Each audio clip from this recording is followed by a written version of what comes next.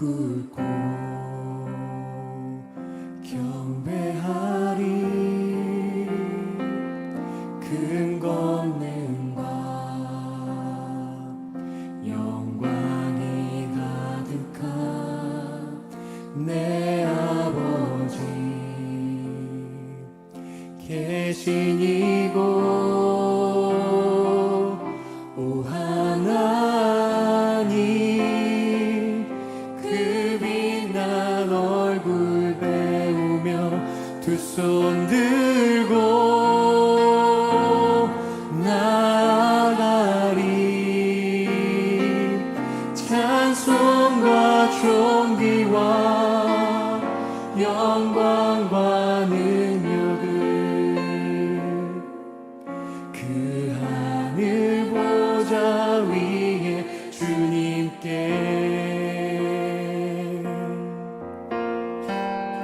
내 하나님, 내 하나님, 서신 발 앞에 무릎 꿇고 경배하리. 큰 권능과 영광이 가득한 내 아버지 계신 이곳 오 하나님, 그 빛난 얼굴 배우며 두 손 들고 나아가리. 찬송과 존귀와 영광과 능력을 그 하늘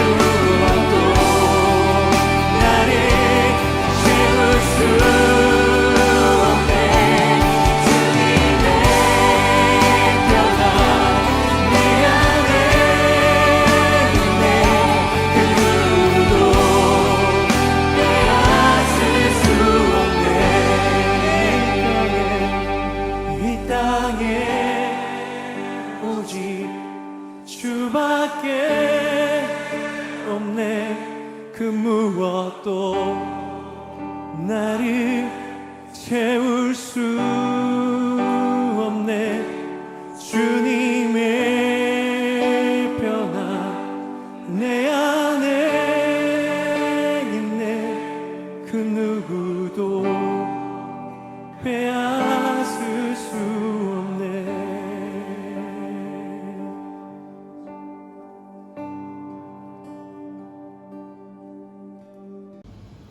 오늘 주신 하나님의 말씀은 베드로전서 2장 18절로 25절의 말씀입니다. 사원들아 범사에 두려워함으로 주인들에게 순종하되 선하고 관용하는 자들에게만 아니라 또한 까다로운 자들에게도 그리하라.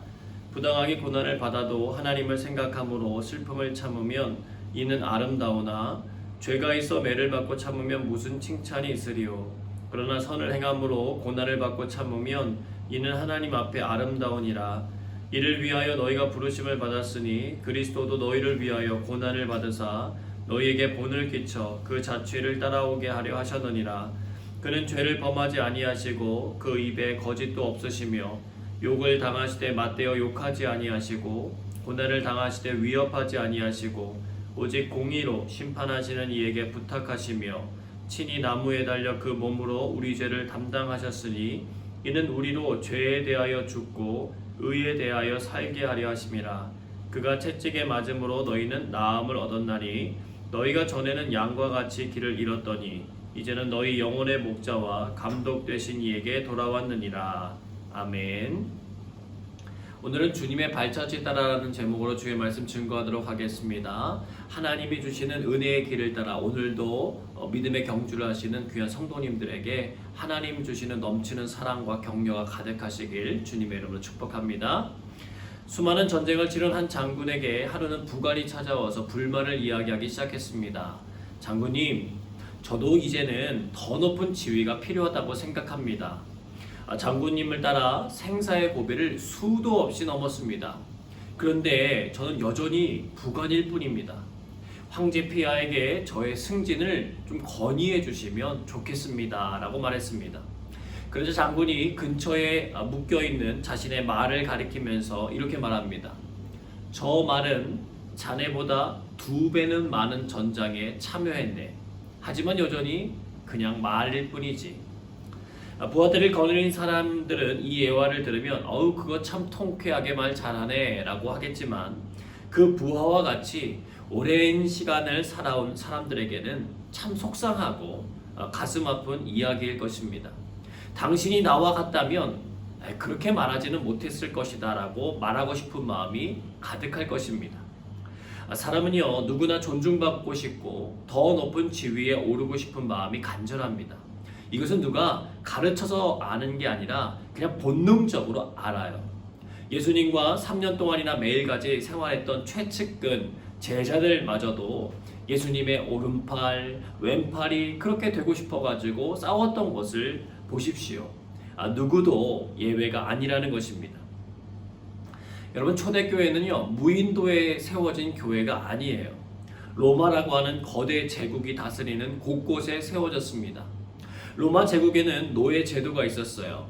인구 절반 가까이가 노예들이었고 대부분은 전쟁에서 얻게 된 전쟁 포로들이었습니다.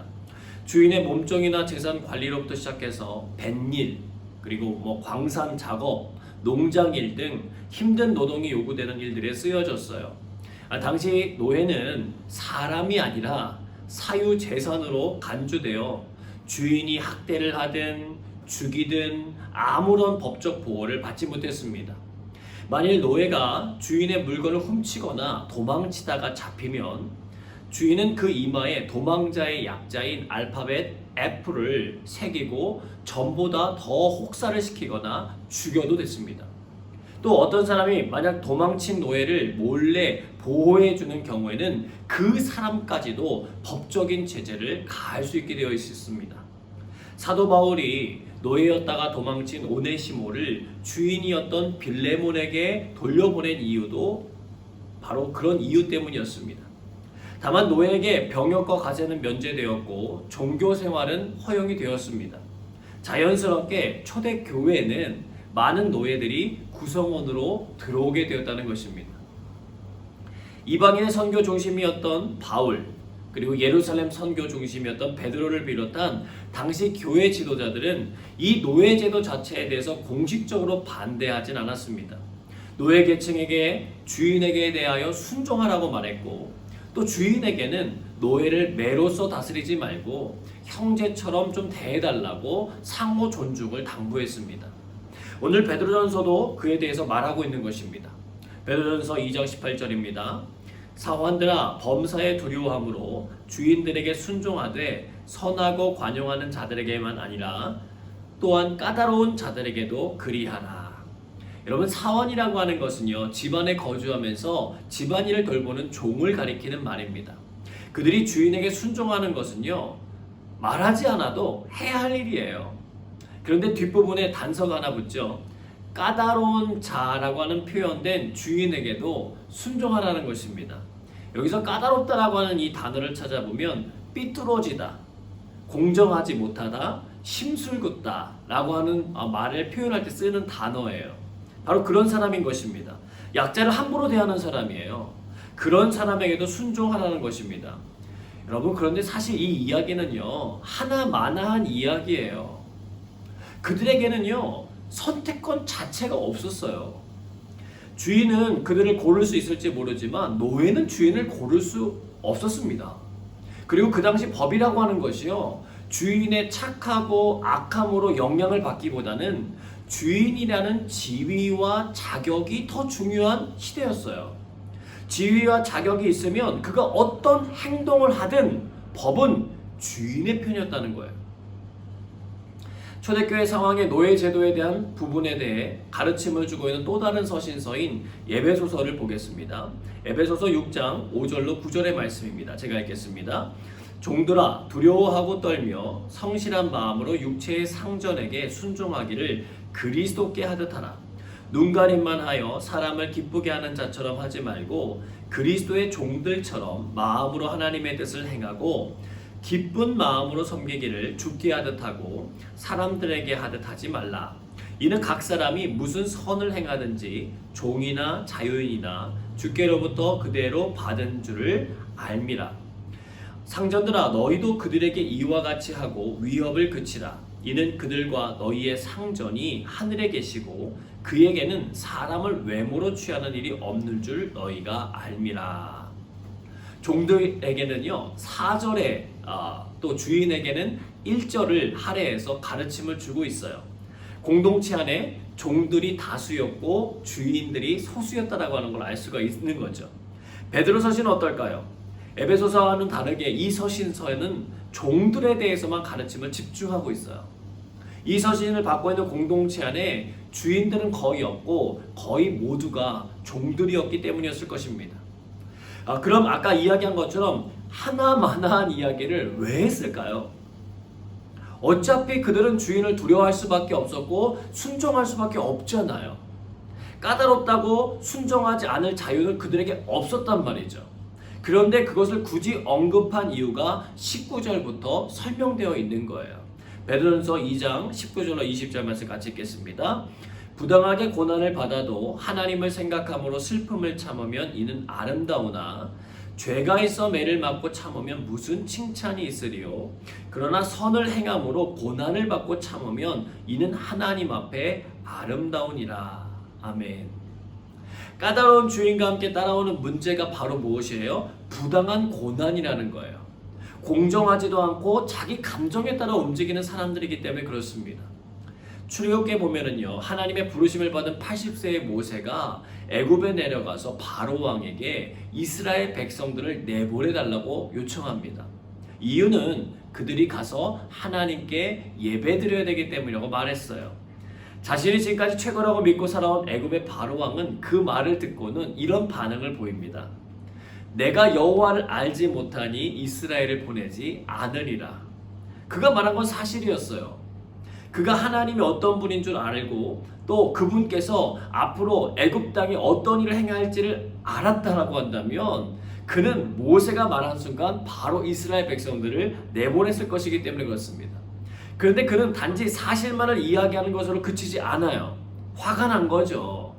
이 백성들이 게으르기 때문에 예배드리러 가게 해달라고 말한다라고 하면서 관리들에게 명하기를 이제 시간 여유 주지 말라는 거예요. 가서 벽돌 만든 데 쓰이는 집 주지 말고 하루 분량치는 그대로 채우라고 하는 것이었습니다. 정말 까다로운 주인인 거죠. 부당한 고난을 받게 됩니다. 얼마나 힘들었는지요. 모세를 원망하면서 이스라엘 백성들이 하나님께서 그 모세를 살피기를 원한다라고 말해요. 무슨 얘기예요? 하나님께서 그에게 자신들이 받는 것만큼 대가 지불하게 만들어 달라는 것입니다. 선하고 관용적인 주인들은요, 관용의 의미로 종들에게 종교의 자유시간을 주는 것도 비교적 수월했을 거예요. 근데 까다로운 주인들은요, 그나마도 용납하기 힘들었을 것입니다. 그것뿐이겠어요? 생명의 위협은 물론이고요, 수많은 모욕감, 수치심을 그 종들에게 주었을 것이 분명합니다. 노예 입장에서 보면은요, 기회만 되면 죽이고 싶은 상대예요. 설령 무서워서 그렇게 못한다면 그가 어떻게든 잘못되기만을 간절히 바라며 기도했을 것입니다.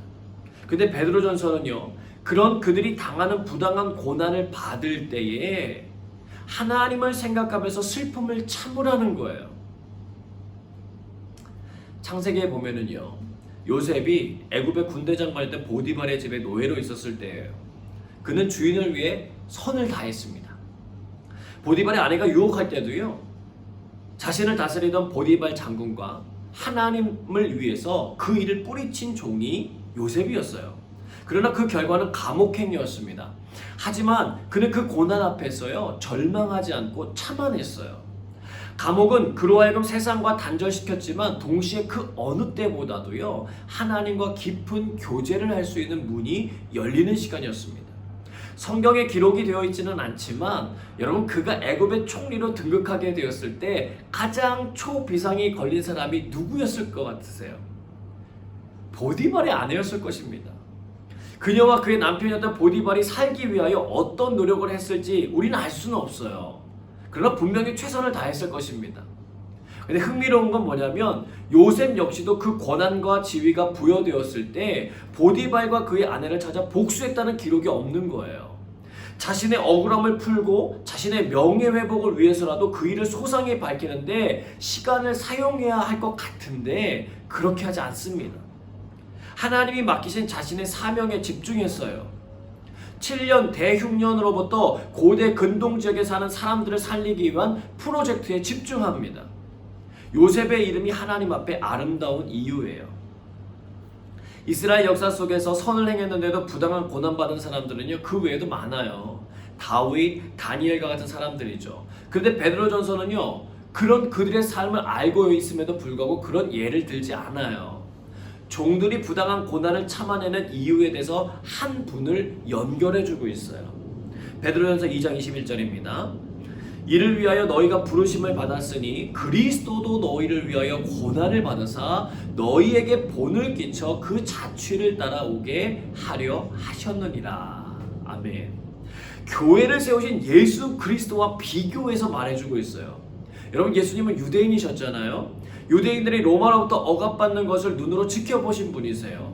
실제로 경험하신 분이세요. 과거 블레셋 시대에 다윗을 세워 강력한 나라를 이루셨던 하나님을 경험했던 이스라엘 백성들은요, 하나님께서 다시 그와 같은 사람을 세우셔서 빼앗긴 조국의 강력한 주권이 회복되길 간절히 원했습니다. 예수님도 그 일원 중 한 사람으로서 33년을 사신 거잖아요. 근데 그분이 하신 일은요, 독립투쟁이 아니었어요. 문제를 바깥에서 보지 않고 내부에서 보셨어요. 로마라고 하는 세계는 어차피 하나님의 시간표에 의해서 무너질 나라였기 때문이에요. 그 시간을 위해 주님이 관심 가지신 것은 내부 개혁과 정화였어요. 하나님을 믿는 백성들이 가지고 있었던 율법의 적용에 대한 오류들을 찾아서 바로잡으시는 것이었습니다. 잘못 믿고 있던 믿음의 확신에 대한 충고였습니다. 무엇보다 하나님의 사랑을 왜곡해서 받아들였던 모든 나라의 백성들에게 하나님의 참사랑을 보여주기 위하여 십자가의 죽으심이 그분이 이 땅에 오신 목적이었다는 거예요. 베드로전서는 바로 그 주님의 발자취를 따라가자고 권면하는 거예요. 새 찬송가 560장에 보면 주의 발자취를 따름이라고 하는 곡이 있는데 이것은 툴라 목사님이라고 하는 분이 지은 곡입니다. 그는 미국에서 태어났는데요. 그의 아버지는요, 남북전쟁 때 부상 때문에 아무런 일도 할 수 없는 상태가 되어버려요. 어머니는 2살 때 돌아가세요. 결국 온 가족이 뿔뿔이 흩어져 버립니다. 그는 어쩔 수 없이 방직 공장에도 다니고 제분 공장에도 다니고 구두 닦기를 하면서 학교도 다니지 못하고 살아갔어요.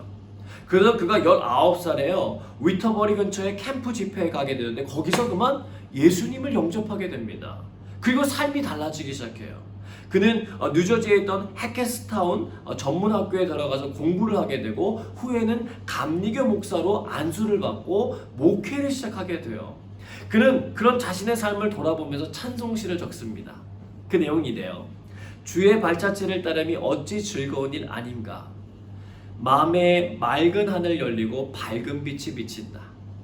주의 발자취를 따름이 어찌 행복한 일 아닌가.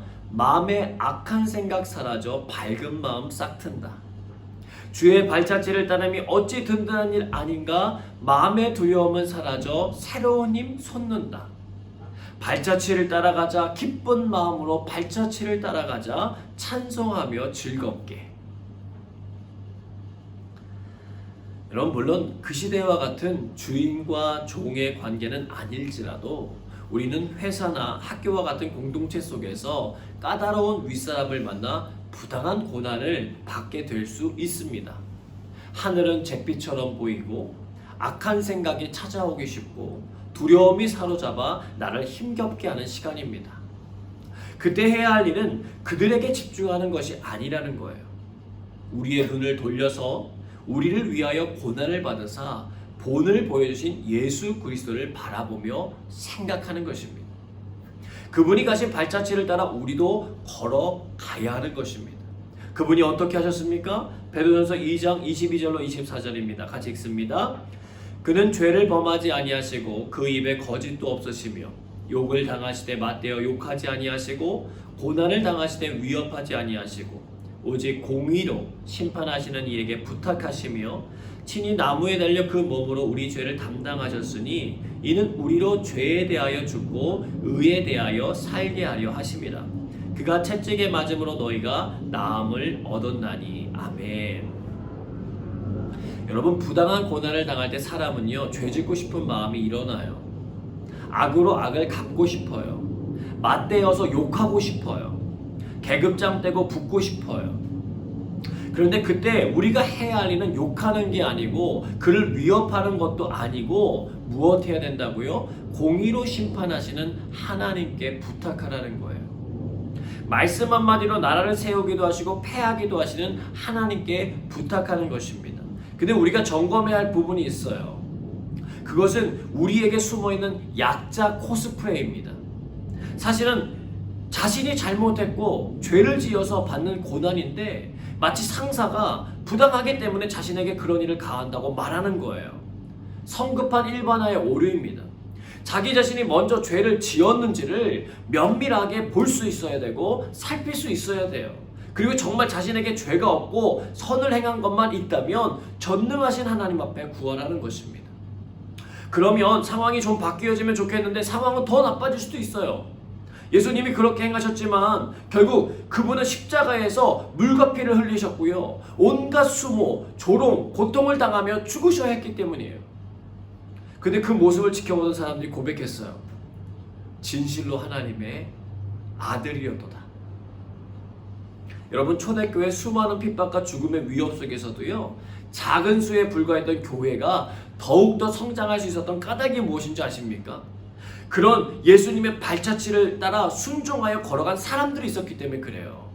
선을 행했는데도 매를 맞고요, 옥에 갇히고요, 생명까지도 취하는 그들 앞에서 그들은 악에 받쳐 죽지도 않고요, 화를 내거나 두려워하지도 않고요, 오히려 그런 그들을 위하여 긍휼의 기도를 하며 죽어갔다는 거예요. 그들을 사형 집행하던 이들이 그들의 모습을 보고 예수님을 믿기 시작했고요, 그들의 죽음을 지켜보던 사람들이 예수님을 믿기 시작했어요. 그리고 결국 로마는 기독교를 공인하는 국가가 되어버렸다는 것입니다. 한 신학자는 이런 말을 했어요. 여러분, 고난을 받는 것을 무서워하지 말라. 죄를 짓는 것을 무서워하라고 말했어요. 그러면서 만약 당신이 이 둘 중에 어느 하나를 선택해야 한다면 가장 작은 죄보다 가장 큰 고난을 선택하기를 바란다고 당부합니다. 여러분, 사단은요, 부당한 고난을 통하여서 우리를 죄의 자리로 이끌어가기 위해 노력해요. 어떻게든 넘어뜨리려고 그래요. 죄를 지을 수 있는 합법적인 명분도 허락해줘요. 그 순간 우리가 그 함정으로부터 벗어나는 길은요, 오직 그리스도의 십자가 외에는 없다는 거예요. 우리를 위해서 십자가에서 부당한 고난을 이겨내신 주님을 기억하지 못하면 우리는 그냥 자연스럽게 그 함정 가운데 빠져버린다는 거예요. 베드로전서는요, 예수님의 고난에만 포커스를 두면서 이 부분을 마무리하지 않아요. 베드로전서 2장 25절입니다. 같이 읽습니다. 너희가 전에는 양과 같이 길을 잃었더니 이제는 너희 영혼의 목자와 감독 되신 이에게 돌아왔느니라. 아멘. 양이 여러분 길을 잃어버리는 이유가 무엇인 줄 아십니까? 편안한 자리를 좋아하고요, 어려운 길을 가지 않으려고 하기 때문이라는 거예요. 목자가 필요한 이유예요. 성령 사역자였던 앤드류 머레이는 목자와 어부를 비교하면서 주님의 목자 되심을 다음과 같이 설명해 주었습니다.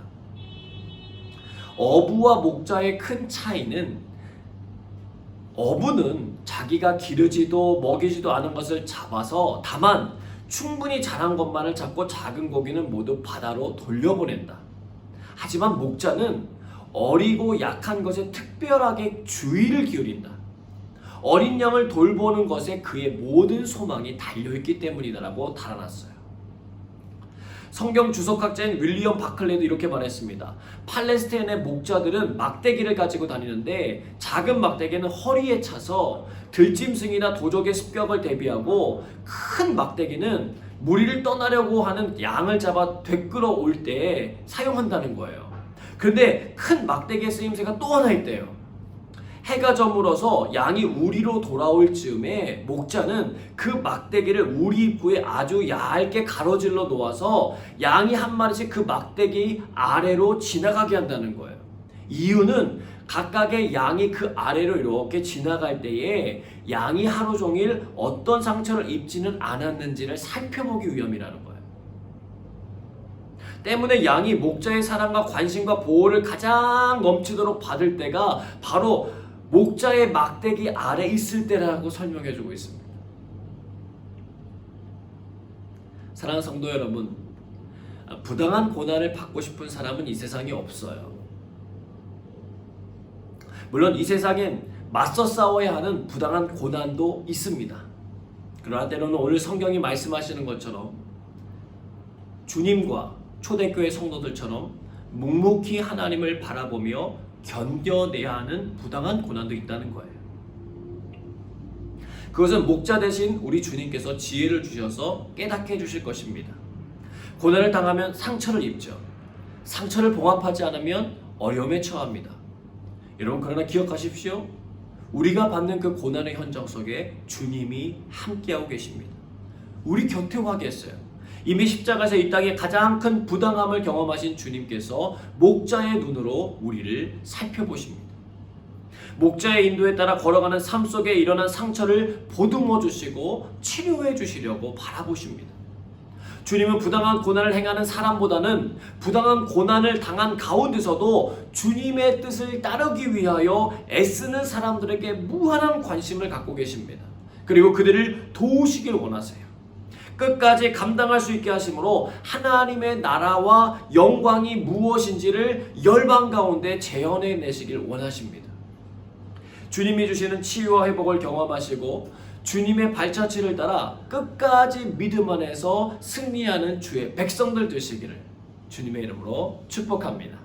함께 찬양하고 기도하겠습니다.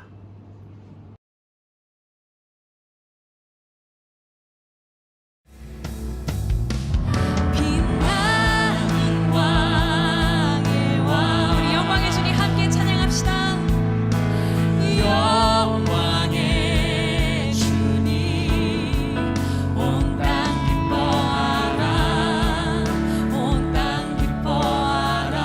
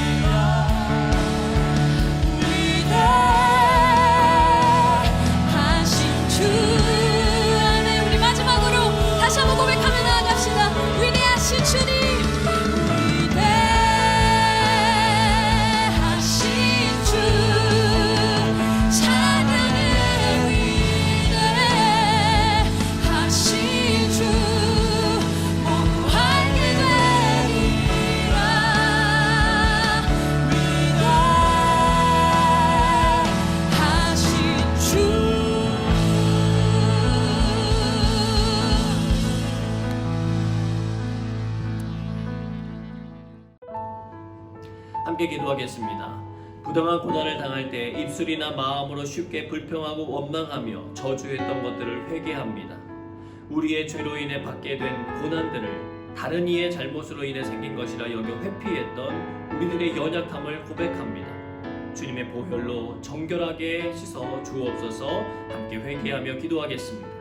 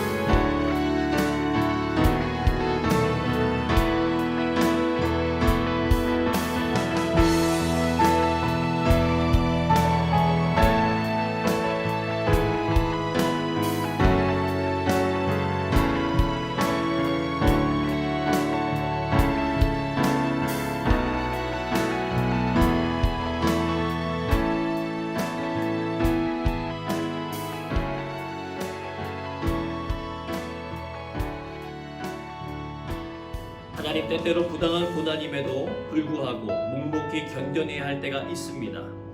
그때에 주님의 십자가를 바라보게 하시고 주님의 선한 뜻 가운데서 참아내며 주님의 치유와 회복해 하심을 경험하게 하여 주옵소서. 하나님의 인도하심을 바라보며 함께 기도하겠습니다.